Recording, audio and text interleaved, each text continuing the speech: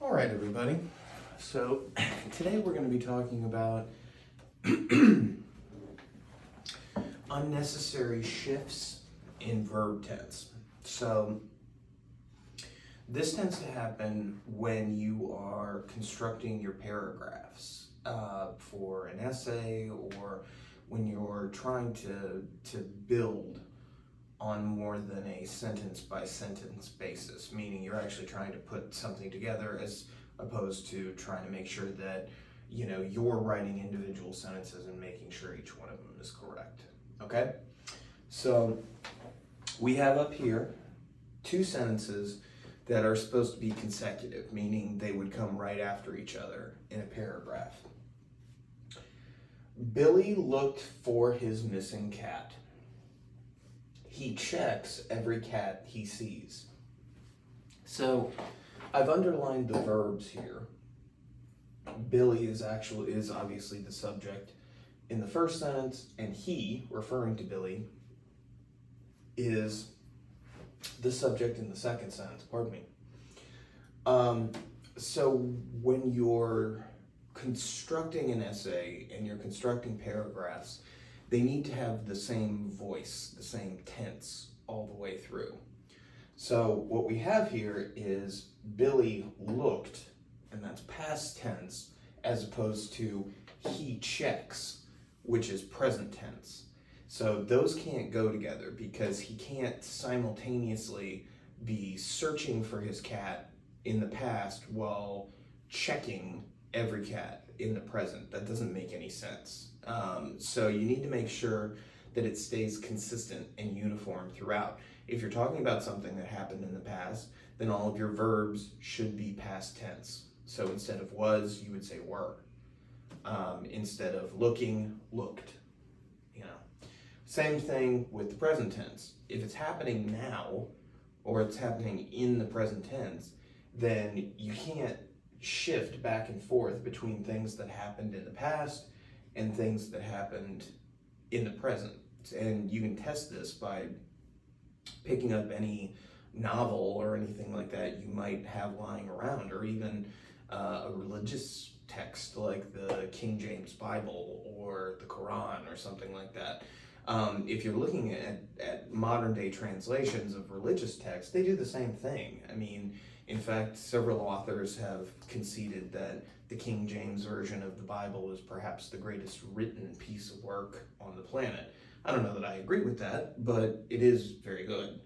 So when you are writing, you need to make sure that within the same paragraphs, within the same essays, you're focusing on making sure that your verb tenses are the same. All right? Now, when you are talking about writing in different styles, and I only bring this up because I studied both English and history, with most of the sciences and things like that, you're going to be writing, in the present tense, because you're talking about experiments, you're talking about different equations, and as if you've just done them, because it's current to what it is now. Well, in English, and this is going to sound strange, so if you are writing about Shakespeare, which Shakespeare started writing and performing he didn't really write any of his plays while he was alive, but they started performing his plays, during the Elizabethan period 400 years ago.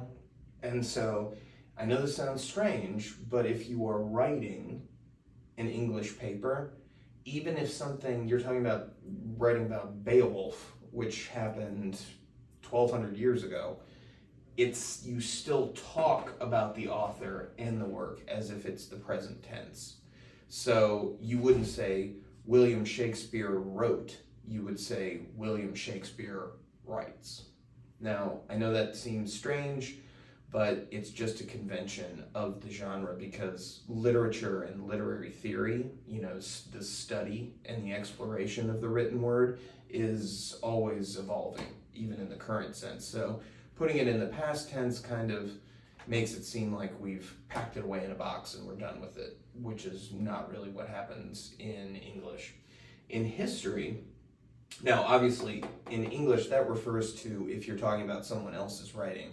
If somebody asks you to write a reflection essay about the best meal you've ever had, or the best day you've ever had, or explaining what your first week in college was like, or explaining what it was like when you lost someone close to you, then it's absolutely okay to write in the past tense. But when you're talking specifically about literature, or you're talking about movies or a TV show or something like that, when you're talking about that academically, it's present tense.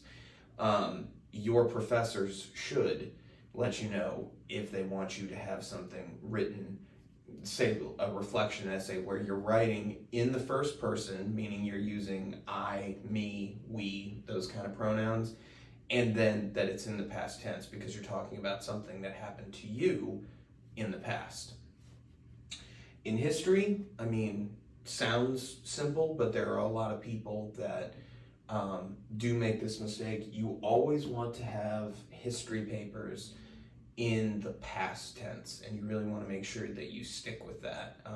I, coming from an English background, when I started studying history again, had totally forgotten about that. And so I was used to writing things that had happened in the past in the present tense because of English.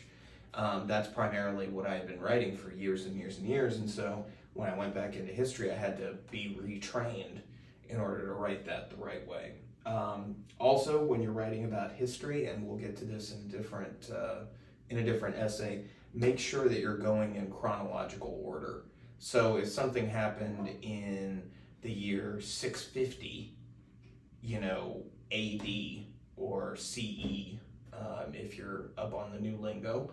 So if something happened in 650 AD, and then there's also something that's important to that happened in 1700 or something like that AD, then you need to talk about the thing that happened further back in the past first and move your way towards the present, remembering, of course, to keep it in the past tense. So long story short, just make sure, especially within paragraphs, that you make sure your verb tense stays consistent. You're either in the past or you're in the present, but you can't be both at the same time.